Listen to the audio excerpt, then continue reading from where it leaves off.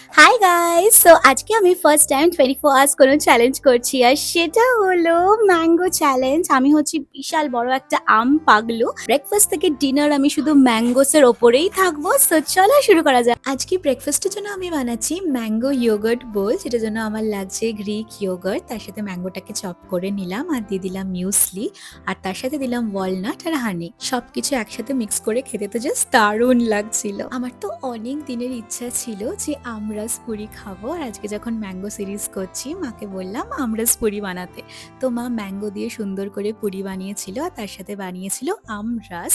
এত সুন্দর একটা স্মেল বেরাচ্ছিল পুরিটার সাথে। তো আমরাসটা জাস্ট অসাধারণ ছিল।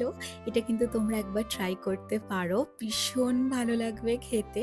তারপরে আমি খেলাম বিকালের দিকে একটু ফ্রুটি তো আমার ছোটবেলার থেকেই বড্ড প্রিয়।